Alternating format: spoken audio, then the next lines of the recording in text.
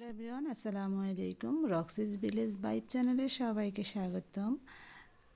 আজকের ভিডিওতে আপনাদের সাথে আমি শেয়ার করব আমার জীবনের কিছু সুখ দুঃখের কথা।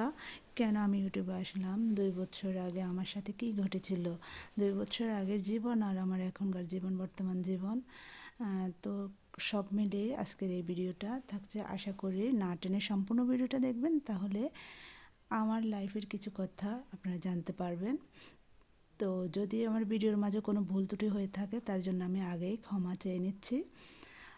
আসলে আমার এই ইউটিউব যাত্রাটা কেন, সবাই কাছে আমি বলবো যে আমার এই ইউটিউব যাত্রাটা কিসের জন্য। তো গত 2 বছর আগে আমি কিন্তু ঢাকায় ছিলাম। আমরা ঢাকায় ভাড়া বাসাতেই ছিলাম। আমার হাজব্যান্ড একটা ভালো জব করতো, তো ওখানেই আমার যাত্রা। আমরা থাকা শুরু করেছি আমার 2টা ছেলে মেয়ে নিয়ে, একটা ছেলে একটা মেয়ে। ওদেরকে ওখানেই স্কুলে পড়াতাম। মোটামুটি আমার সুন্দর করেই আমার জীবনটা চলছিল। তো হঠাৎ করে আমার জীবনে ঝড় আসলো, আমার হাজব্যান্ড অসুস্থ হয়ে গেল। তো আমার হাজব্যান্ড এতটাই অসুস্থ হয়ে গেল, প্রত্যেকটা ডাক্তাররা একই কথা বলছে যে আমার হাজব্যান্ড আর উঠে দাঁড়াতে পারবে না। যদিও বেঁচে থাকে সবসময় এই শোয়ার মধ্যেই থাকবে। তো অনেক রকমের ট্রিটমেন্ট করানো হয়েছে, যে পরে আল্লাহ পাকের অশেষ রহমতে আসলে আল্লাহ চাইলে কি না করতে পারে। মোটামুটি আলহামদুলিল্লাহ আমার হাজব্যান্ড সুস্থ হয়েছে, কিন্তু আমার হাজব্যান্ড অসুস্থ থাকার কারণে চাকরিটা আর করতে পারেনি। তো চাকরিটা রিজাইন দিয়ে দেওয়া হয়েছে, আমরা দেশে চলে আসছি। তো দেশে আসছি, তো আমি কিন্তু ঢাকায় থাকলে তো ব্যয়বহুল খরচ মোটামুটি সবাই জানেন। তো আমার যেটুকু ইনকাম ছিল এতে করে আমার সবই খরচ হয়ে যেত। বাড়িতে তেমন একটা ঘর দরজা কিছুই করা হয়নি।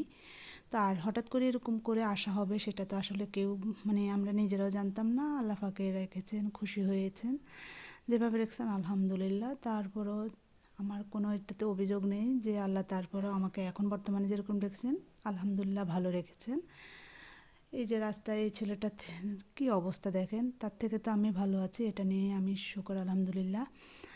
তারপর গত 2 বছর থেকে আমি যখন চলে আসছি, তো আমি আপাতত বর্তমানে আমার বাবার বাড়িতে আছি। আমি কয়েকদিনের ভিতরেই কিন্তু শ্বশুর বাড়িতে চলে যাব। তো যদি আমি প্রথম থেকে আমার শ্বশুর বাড়িতে একটু সমস্যা ছিল, মানে পারিবারিক সমস্যা, যার কারণে আমি থাকতে পারিনি ওখানে। থাকার ইচ্ছা থাকলেও আমি থাকতে পারিনি। জানি না আমার দোষ ছিল কি না, তবে ভাগ্যর কারণে হয়তো বা আমি শ্বশুরবাড়িতে থাকতে পারিনি, যেহেতু আমাদের যৌথ পরিবার ছিল। তো যাই হোক, পরবর্তীতে আমাকে ওরা ঢাকায় নিয়ে গেছে, যার কারণে এই যে এভাবে ঢাকার জীবনটা শুরু হয়েছে। তারপরে এখন আমি আবার শ্বশুরবাড়িতে যাচ্ছি, মোটামুটি দেখি একটা ঘর করা যায় কি না। তো আমার ইউটিউব জগতে এই জন্যই আসা যে সবাই তো এখন ইউটিউবে এসে নিজের চলার মতো চলতে পারতেছে। তো আমিও আসছি, দেখি আল্লাহ পাকের অশেষ রহমতে আপনাদের দোয়া ভালোবাসায় আমি, যদি আপনারা একটু সাপোর্ট করেন তাহলে হয়তো বা আমিও আপনাদের মতো বড় বড় ইউটিউবারদের মধ্যে একজন ইউটিউবার হতে পারবো। যদি আপনাদের সাপোর্ট থাকে, সবাই আমার জন্য দোয়া করবেন, সাপোর্ট করবেন, একটু ভালোবাসা দিবেন। তো যাই হোক, এভাবেই চলতেছে। 2 বছর ধরে কিন্তু আমার হাজব্যান্ড বেকার।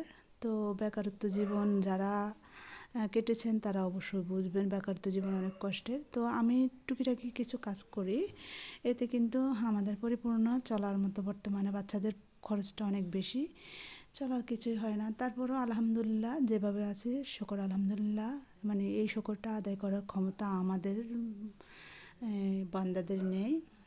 তো আল্লাহর কাছে দোয়া করি, হয়তো কষ্টের দিনটা বেশি দিন থাকবে না। কষ্টের পরেই কিন্তু সুখ আছে। তো হয়তো বা আমারও একদিন সবে হবে, সময় আর সুযোগের অপেক্ষায়। তো সবাই আমার জন্য দোয়া করবেন, আমার ছোট ছোট স্বপ্নগুলো যাতে আল্লাহ পাকে কবুল করে আপনার স্বপ্নগুলো পূরণ করে দেয়। আমি আল্লাহর কাছে একটাই চাই, যে আল্লাহ পাকে আমাকে যখন যেটা দিবেন, যেভাবেই দিবেন, যেভাবেই রাখবেন, আমি তাতে আলহামদুলিল্লাহ। তো আশা করি আমার এই ভিডিওটা ভালো লাগলে একটা লাইক দিয়ে দিবেন। সবাইকে ধন্যবাদ। আল্লাহ।